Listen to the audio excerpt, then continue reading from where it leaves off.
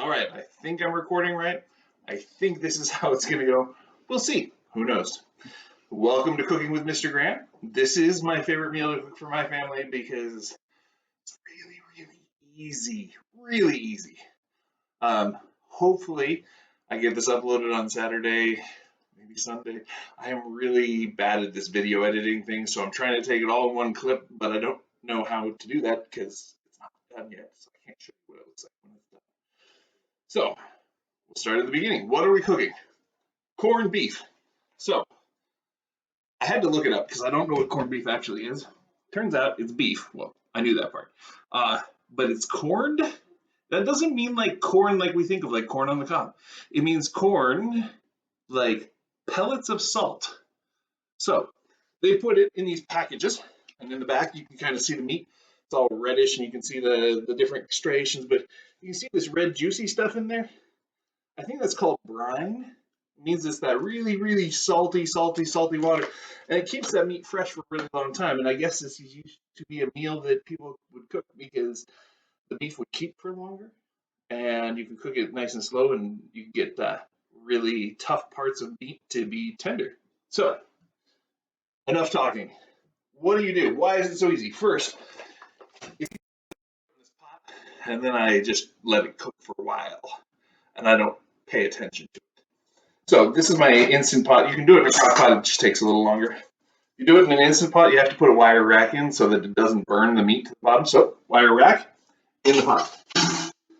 Then what goes under that? Well, Instant Pots work on steam, so I have to put some water in under it. And it honestly doesn't matter that much how much, as long as it's enough to build up steam and that it's enough that it probably won't water everything down. So usually I go with a cup. This is about a cup worth in this cup. A little splishy splash in here. All right. Now, next, coffee, because I'm Mr. Graham. Next, I need a knife to open these packages.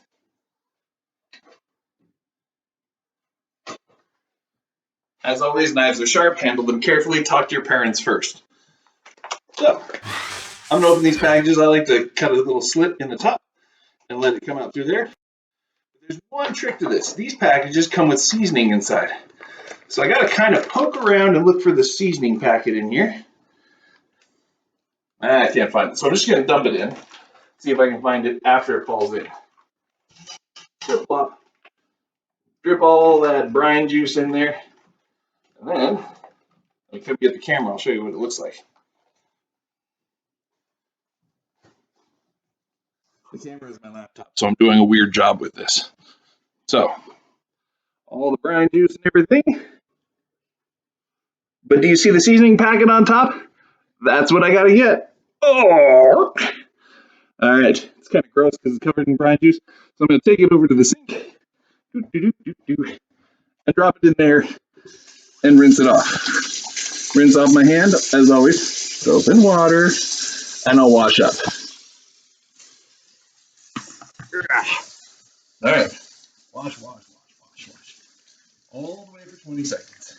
Yep, we're doing a good job washing our hands. So much fun washing the hands. All right, washing off this packet too so that it gets nice and clean, so it's kind of sterile-ish, so that I'm not getting meat juices anywhere. Dry both of them off, and now you can see the little packet of seasonings. This is why I like this, because I don't have to think about what seasonings go in. It comes with them. All right, let me go put the camera back up on its stand, which is absolutely just cardboard boxes. All right. Then I'm going to slice open this package. Package of seasoning goes in. I sprinkle it on top of the meatsies. All right, delicious.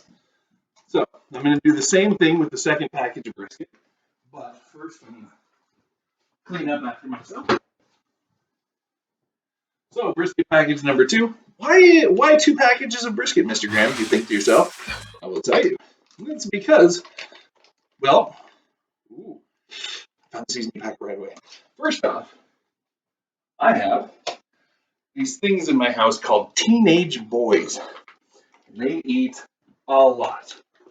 Secondly, I have a love of brisket. So I want leftovers. And again, because it's that corned beef, it keeps pretty well. Throw this away. Do some more scrubbing up. Anytime you touch raw meat, you gotta scrub up afterwards. You gotta make sure that everything is nice and clean so that you're not passing on any germs. All right. I know that's not clean enough for health washing my hands, but it's good enough for now to get the seasoning packet in. All right, little seasoning. All right. Now, last, I need to get these potatoes in.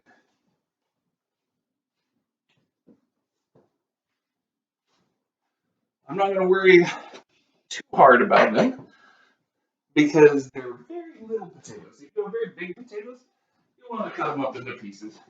But I like little potatoes, and I like the little red ones because they're tasty. Scrub, scrub, scrub.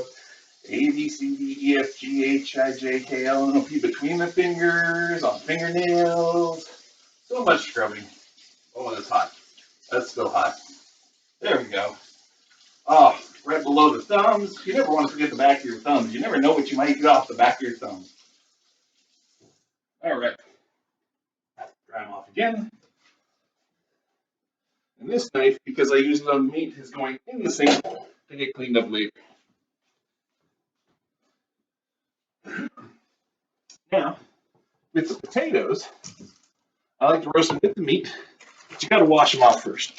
So I got to find my way into this package. Would have been nice to have the knife again still. Different knife. All right. Cut through the package here.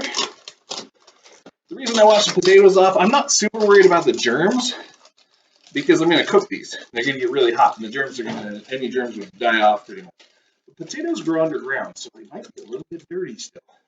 I'm putting them in this thing with the holes in it. It's called a colander or a strainer, and I can rinse them off. Clean them up nice.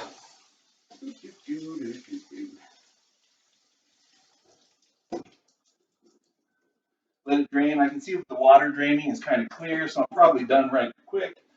And I get these beautiful, like purple red potatoes. They're awesome. And dump those in. And all together, in the pot, it looks like this. All right.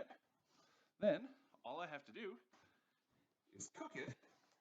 And then when I'm done, I'll use the juices out of it to cook this cabbage and these onions I'm going to cut up into. So, lid on the pot. Because it's an instant pot, it steams up and pressurizes, so I have to lock it on, then lock the little steam doohickey there. I'm not sure what that's called. And then I push the meat button because I've already preset it for the time it needs to go.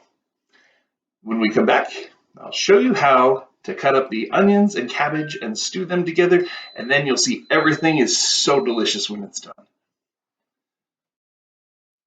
All right, I'm back. This thing came done with its timer, which means I can release the pressure on it, and it's going to make a loud noise. That steam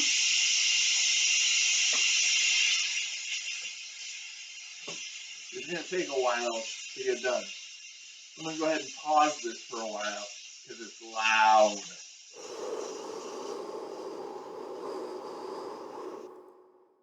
All right, so now that all the steam's out, I'm going to open it up.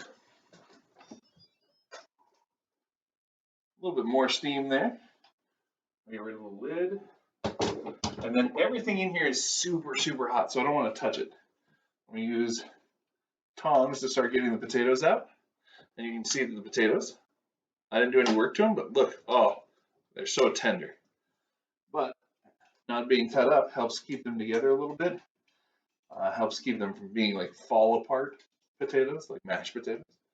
So I'll pull those out kind of one at a time here. Awesome. All right. Next, I'm going to get this tray out. It's not quite as hot, and it's going to have the beef on it. Doo-doo-doo. Put it on this pizza tray so it doesn't leak all over. I'm going to set it to the side because in here is all the broth goodness that was left behind by the meat. I'm going to use that to keep cooking up the rest of the cabbage and the onions. So for the cabbage, cut off the bottom part, and then I just start cutting it into chunks.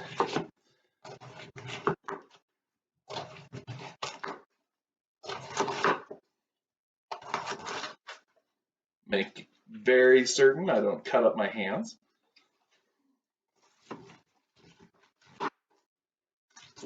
Cabbage is a lot like lettuce. It's just really tough by comparison. Then in one of these chunks, right there, and right there is the parts that just won't come apart where the stem was. That's okay. I'm going to leave those over here. I'm going to break up the rest of this into the broth. Break it up, break it up, break it up. All right.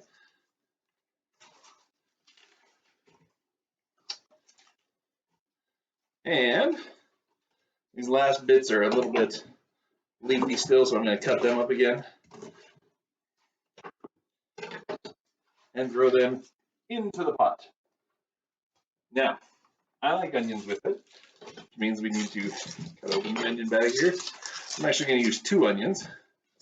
The onions come with this brown like skin layer on, so I take off the top, bottom of the onion, and they'll go with my stuff that goes not in the soup or in the cabbage. And then I cut just right down the edge here,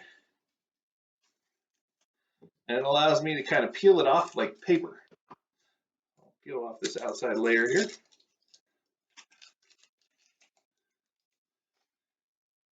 That's how we get that white pearlescent onion part out.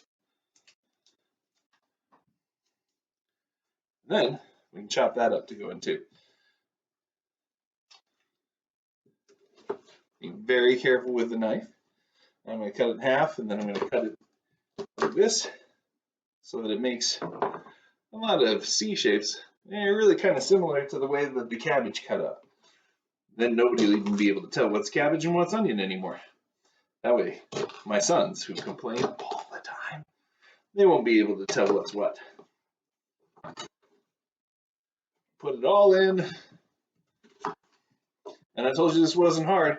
Well, remember the brine for the corned beef was all made out of like a salty water? Well, it's still really salty in there, so I don't have to season it much again. I do like a little bit of pepper in there, but not much, because otherwise someone will complain. I give it a little bit of a stir, and I turn this thing back onto a saute mode. I'll break up these last little bits here. All right. And I'll let that saute for a bit. Pause. All right. While the cabbage and onion cooks, I can actually take the meat, set it on my cutting board, turn it this way around, take my big knife, start slicing. You slice tender little slices of this, and it's just super like fall apart tender, just super duper. You don't have to use anything but like a fork to eat this. Really, really delicious. But I like to do about 3 slices for a portion. Pick it up, I'll put it on the plate. So, plate where you can see it here. I'll pick up about 1 potato, per slice.